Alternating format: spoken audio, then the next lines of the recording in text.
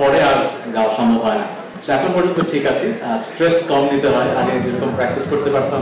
দেশের জনপ্রিয় সঙ্গীত শিল্পী, অভিনেতা ও উপস্থাপক তাহসান খান মেলবোর্নে তার শেষ কনসার্টে ঘোষণা দিয়েছেন, অভিনয় ছাড়ার ঘোষণার পর তিনি এবার সঙ্গীত ক্যারিয়ারও ধীরে ধীরে গুটিয়ে নিচ্ছেন। তার বক্তব্যে মিশেছিল আবেগ, কৃতজ্ঞতা ও বিদায়ের সুর।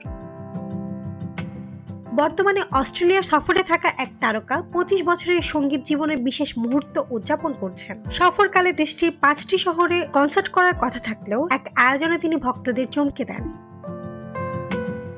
সামাজিক যোগাযোগ মাধ্যমে ভাইরাল হওয়া একটি ভিডিওতে দেখা যায়, স্টেজের সামনে দাঁড়িয়ে ভক্তদের উদ্দেশ্যে তাহসান বলেন, এটাই আমার শেষ কনসার্ট, আস্তে আস্তে মিউজিক ক্যারিয়ারটাও গুটিয়ে ফেলবো। মেয়ে বড় হচ্ছে, এখন কি স্টেজে দাঁড়িয়ে এমন লাফালাফি করতে ভালো লাগে? কনসার্টে তিনি আরো জানান, এরই মধ্যে নিজের সব সোশ্যাল মিডিয়া অ্যাকাউন্ট ডিঅ্যাক্টিভ করেছেন। এই ঘোষণার পর অনেকেই খুঁজে দেখেছেন, সত্যি তাহসানের ফেসবুক ও ইনস্টাগ্রাম অ্যাকাউন্ট অ্যাক্টিভ নেই। প্রিয় শিল্পীর এই বিদায়ের সুরে মুহূর্তেই আবেগে ভেসে যান উপস্থিত দর্শকরা। দীর্ঘ 2 দশকেরও বেশি সময় ধরে গান, নাটক ও উপস্থাপনার মাধ্যমে মানুষের হৃদয় জায়গা করে নেওয়া তাহসানের এমন বিদায় ঘোষণা অনেকেই মেনে নিতে পারছেন না। এর আগে অভিনয় থেকেও সরে দাঁড়ানোর ঘোষণা দেন তাহসান। গত বছর তিনি বলেন, আমি 20 বছর ধরে অভিনয় কাজ করছি, কখনো কখনো নিজের বিরতি নিতে হয়। কাজ একঘেয়ে হয়ে গেলে, ভালো কাজ না হলে তখন থেমে যাওয়া জরুরি। অভিনয়, সঙ্গীত 2 ক্ষেত্র থেকেই ধীরে ধীরে সরে আসার পেছনে শারীরিক সমস্যাও বড় কারণ। কিছুদিন আগে তাহসান জানান, তার কণ্ঠনালীতে হেটেরোটোপিয়া নামের একটি রোগ বাসা বেঁধেছে। এই সমস্যায় গলার কাঠামো পরিবর্তিত হয়, গান গাওয়ার আগ্রহ ও সক্ষমতা দুটোই কমতে থাকে। 2018 সাল থেকে এই সমস্যাটি শুরু হয়। তখন তিনি ভক্তদের উদ্দেশ্যে বলেছিলেন, যত দিন যাচ্ছে আমার গান গাওয়ার সক্ষমতাও কমছে। যদি কোনোদিন দেখেন আমি কনসার্ট বা লাইভ শো কমিয়ে দিয়েছি, বুঝবেন সমস্যাটা বেড়েছে, তখন আমার জন্য দোয়া করবেন।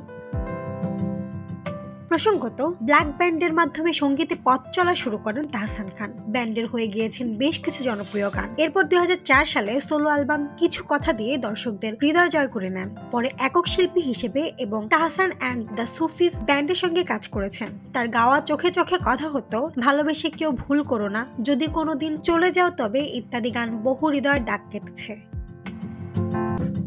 সম্প্রতি সময়ে তাকে তাহসান অ্যান্ড দ্য ব্যান্ড হয়ে বিভিন্ন কনসার্টে পারফর্ম করতে দেখা যেত।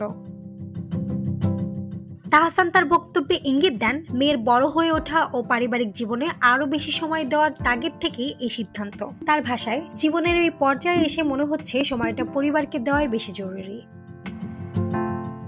ভক্তদের অনেকে সোশ্যাল মিডিয়ায় লিখেছেন, তাহসান ভাই, আমরা এখনো প্রস্তুত ছিলাম না আপনাকে মিউজিক থেকে হারানোর জন্য। সেই ব্ল্যাকের যুগ থেকে শুরু করে এখনো মনে হয় আমাদের অনেকগুলো কনসার্ট বাকি ছিল। তাহসান নিশ্চিতভাবে অবসর শব্দটি উচ্চারণ না করলেও তার বক্তব্য এবং আচরণ থেকে ধারণা করা যাচ্ছে সঙ্গীত জগতে তার নিয়মিত উপস্থিতি দেখা যাবে না। তিনি হয়তো বেছে বেছে কিছু কাজ করবেন, তবে তার আগের মতো নিয়মিত কনসার্ট কিংবা গান নয়। ভক্তরা আশা করছেন হয়তো কিছুদিন বিরতির পর আবারও ফিরে আসবেন প্রিয় তাহসান। মাহমুদা আঞ্জুম বৃষ্টি, ডেস্ক রিপোর্ট, কথা কল।